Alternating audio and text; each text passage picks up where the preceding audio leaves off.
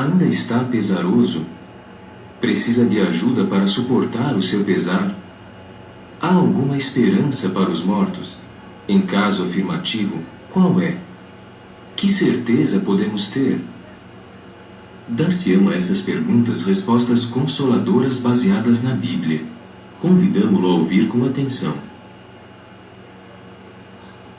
Não pode ser!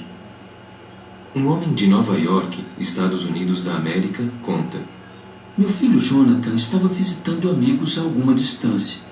Minha esposa, Valentina, não gostava que ele fosse até lá. Sempre ficava nervosa por causa do trânsito. Mas ele gostava de eletrônica e seus amigos tinham uma oficina ali, onde ele podia ganhar experiência prática. Eu estava em casa, no oeste de Manhattan, Nova York. Minha esposa estava viajando, visitando a família dela em Porto Rico. Jonathan não vai demorar, pensava eu.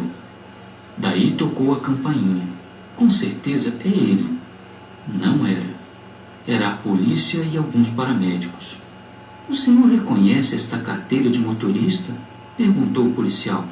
Sim, é do meu filho, Jonathan. Temos más notícias para o senhor. Houve um acidente e seu filho morreu. Minha primeira reação foi: não pode ser! Aquele choque abriu uma ferida em nosso coração que ainda não sarou, mesmo anos depois. Um pai que mora em Barcelona, na Espanha, escreve: Na Espanha, na década de 60, éramos uma família feliz. Compunha-se de Maria, minha esposa, e de nossos 3 filhos, Davi, Paquito e Isabel, de 13, 11 e 9 anos respectivamente. Certo dia, em março de 1963, Paquito voltou da escola queixando-se de fortes dores de cabeça. Ficamos atônitos quanto à possível causa, mas não por muito tempo. 3 horas depois, ele morreu. Uma hemorragia cerebral tinha ceifado sua vida. A morte de Paquito se deu há mais de 30 anos. Mesmo assim, a profunda dor que sentimos por essa perda ainda persiste até hoje. Não existe meio de os pais perderem um filho sem sentir que perderam uma parte de si mesmos. Não importa quanto tempo passe ou quantos outros filhos tenham. Estas duas experiências, em que pais perderam filhos, ilustram quão profunda e duradoura é a ferida causada pela morte de um filho. Bem verazes são as palavras de um médico que escreveu: a morte de uma criança usualmente é mais trágica e traumática do que a morte de alguém mais idoso, porque a criança é a última pessoa na família que se espera que morra. A morte de uma criança representa a perda de sonhos a respeito do futuro, de relacionamentos com filho, nora, netos, de experiências que ainda não se usufruíram. E este sentimento de profunda perda também pode ser aplicado a toda mulher que perdeu o bebê num aborto espontâneo. Uma esposa enlutada explica: Meu marido, Russell, serviu como enfermeiro na região do Pacífico durante a Segunda Guerra Mundial. Ele presenciou e sobreviveu a algumas batalhas terríveis. Voltou aos Estados Unidos e a uma vida mais tranquila. Mais tarde, serviu como ministro da Palavra de Deus. Aos 60 e poucos anos, começou a ter sintomas de um problema cardíaco. Tentou levar uma vida ativa. Daí, certo dia, em julho de 1988, sofreu um ataque cardíaco fulminante e morreu. Perdê-lo foi devastador para mim. Nem cheguei a me despedir dele. Não era apenas meu marido. Era meu melhor amigo. Tínhamos compartilhado 40 anos de vida. Parecia então que eu tinha de enfrentar uma solidão especial. Estas são apenas algumas das milhares de tragédias que sobrevêm a famílias em todo o mundo todos os dias. Conforme lhe poderá dizer a maioria das pessoas enlutadas, quando a morte lhe tira o filho, o marido, a esposa, o pai ou a mãe, o amigo, então ela é realmente o que o escritor cristão Paulo a chamou: o último inimigo.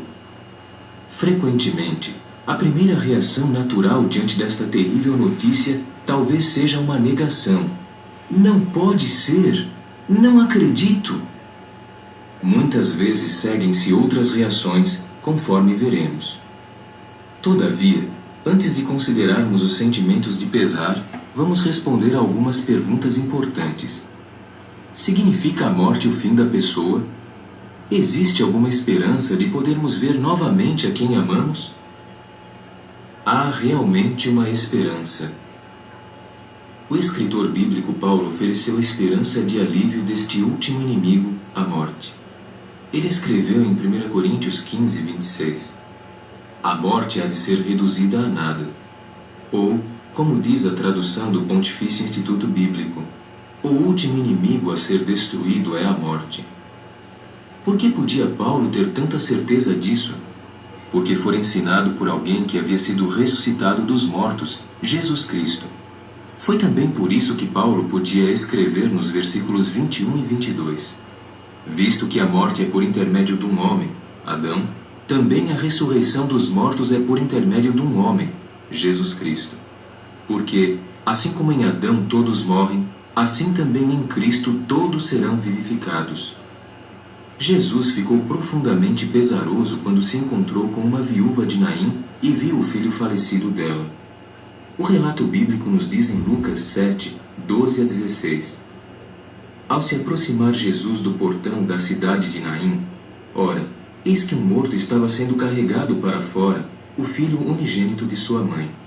Além disso, ela era viúva. Acompanhava-a também uma multidão considerável da cidade. E, avistando-a o Senhor, teve pena dela e disse-lhe: Para de chorar. Com isso se aproximou e tocou no esquife, e os portadores ficaram parados, e ele disse: Jovem, eu te digo, levanta-te. E o morto sentou-se e principiou a falar, e ele o entregou à sua mãe. Todos foram então tomados de temor e começaram a glorificar a Deus, dizendo: Um grande profeta tem sido levantado em nosso meio. E Deus voltou a sua atenção para seu povo. Note que Jesus teve pena daquela viúva, de modo que ressuscitou o filho dela. Imagine o que isso significa para o futuro. Ali, diante de testemunhas oculares, Jesus realizou uma inesquecível ressurreição. Isto foi uma indicação da ressurreição que ele já predissera algum tempo antes deste evento, a restauração à vida na terra, sob o que Revelação ou Apocalipse 21:1 chama de um novo céu. Naquela ocasião, Jesus dissera, conforme registrado em João 5, 28 e 29, Não vos maravilheis disso, porque vem a hora em que todos os que estão nos túmulos memoriais ouvirão a sua voz e sairão. Outras testemunhas oculares de uma ressurreição incluíam Pedro, junto com alguns dos 12 que acompanhavam Jesus nas suas viagens. Ouviram o próprio ressuscitado Jesus falar junto ao mar da Galileia. O relato em João 21, 12 a 14 nos diz: Jesus disse-lhes: Vinde, tomai o vosso primeiro almoço. Nenhum dos discípulos tinha coragem de indagar-lhe: Quem és? Porque sabiam que era o Senhor. Jesus veio e tomou o pão, e deu-o a eles, e assim também o peixe. Esta foi então a terceira vez que Jesus apareceu aos discípulos depois de ter sido levantado dentre os mortos. Por isso, Pedro podia escrever com absoluta convicção, conforme registrado em 1 Pedro 1,3: Bendito seja o Deus e Pai de nosso Senhor Jesus Cristo, pois, segundo a sua grande misericórdia, Ele nos deu um novo nascimento para uma esperança viva, por intermédio da ressurreição de Jesus Cristo dentre os mortos. O apóstolo Paulo expressou sua confiante esperança ao dizer, como lemos em Atos 24:15, Eu creio em todas as coisas expostas na lei e escritas nos profetas, e eu tenho esperança para com Deus, esperança que estes mesmos homens também alimentam, de que há de haver uma ressurreição, tanto de justos como de injustos. Portanto, milhões de pessoas podem ter a sólida esperança de ver de novo, vivos, seus entes queridos na terra, mas em circunstâncias totalmente diferentes. Quais serão essas circunstâncias? Outros pormenores da esperança bíblica para os entes queridos que perdemos na morte serão considerados na última parte, intitulada uma esperança certa para os mortos. Mas consideremos primeiro as perguntas que você talvez tenha se estiver pesaroso por causa da perda de alguém a quem amava. É normal sentir pesar assim?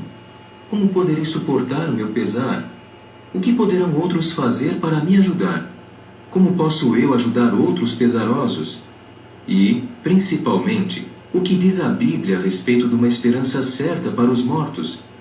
Verei de novo meus entes queridos? E onde? Capítulo 23.